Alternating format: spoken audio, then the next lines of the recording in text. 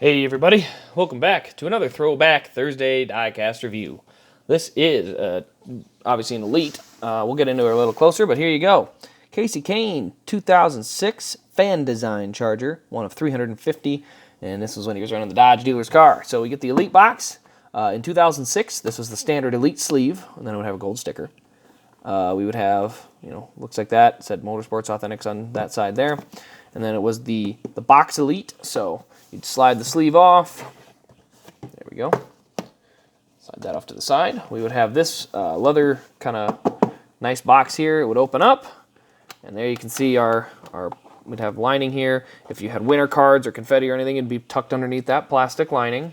And then we had a black sock over it, which was kind of nice. And then in here we have just a nice kind of padded base, or it's like a kind of carpeted base that was kind of neat there. So we had that on the bottom.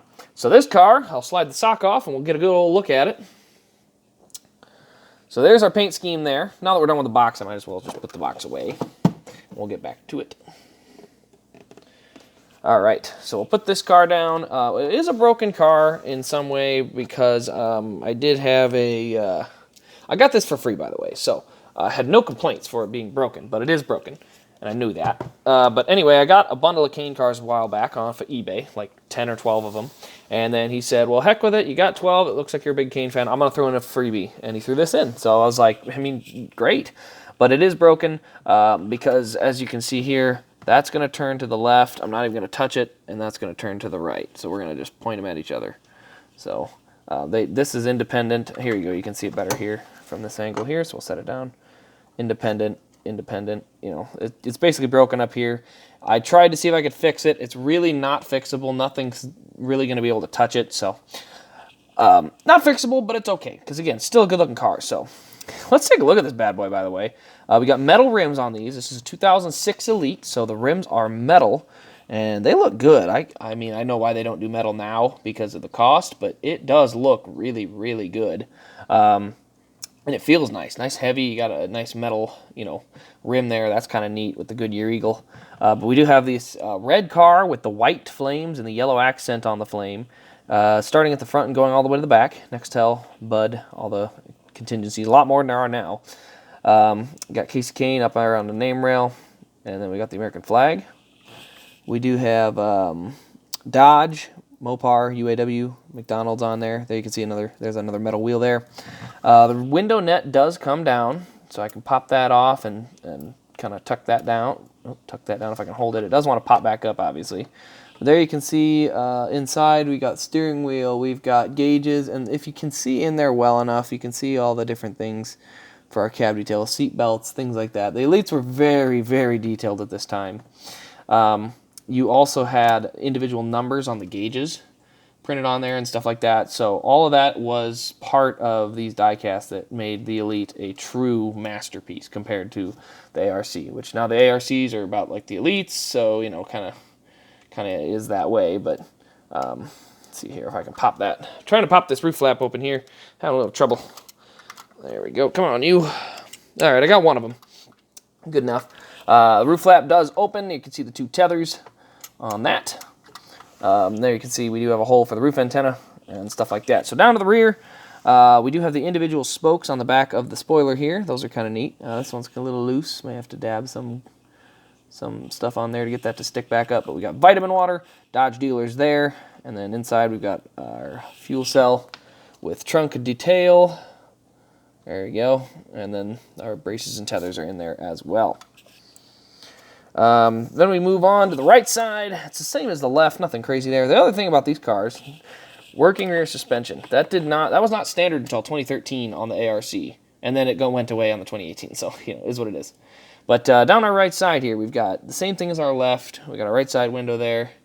We've got same Goodyear. You got the Eagles, the metal rims, all that stuff's really cool. Let's take a look inside our windshield here. If we can take a look at the cab detail, we'll tip it up on its side here a little bit. There you can see radio stuff. There's a wire and some of the gauges. The shifter knob is even painted. Just a lot of nice details there. Onto the front, we do have all four grill guards here, the little silver. They usually do 2 on the ARC on the bottom, and then for the Elites, they did all 4. White nose, I think that looks really cool, having a full white nose. Charger headlights. The Charger nose is always kind of neat, in my opinion, but I don't think raced all that great. So, and then we got the Dodge dealers on the hood with the flames coming up it, and then black valence on the bottom. So let's take a look under the hood and look at the engine detail there. History on this car, he ran it at Richmond in 2006, trying to get into the chase. He won 5 races and still was struggling to get in the chase. That's how bad he was at finishing races. He DNF'd all the time. A couple of times on the last lap, so that hurt him a lot. But if it was stage racing, he probably would have been locked in. Well, obviously, he would have been locked in. But here we go on the under the hood detail. We got some hoses and wires, braces and tethers kind of all over in here. Just overall great detail. This was what made the Elites really, really something. It was the incredible detail they put into these.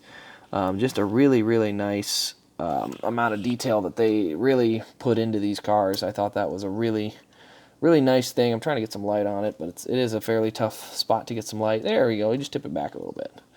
Let the hood get up out of the way. And then there you can see all that detail in there. So, you know, I'm not going to sell it. Again, it's broken, so it's not really worth selling. Nobody's going to really want it. I mean, maybe you do, but you're not getting it because it's mine. So, but overall, just a neat piece. Again, I got it as a freebie, so totally happy with it. I don't know if I would have gotten it otherwise. It's not a super neat. It's unique, but it's definitely not like a super really cool looking scheme. It does definitely look like a fan design.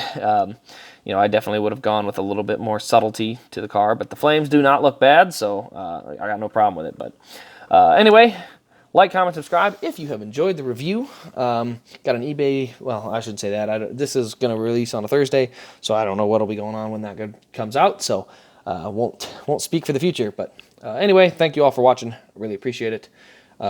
Like, comment, share. We're doing really well with the channel. Can't wait to see where it goes. So thank you all for watching, and we'll see you all in the next Diecast review.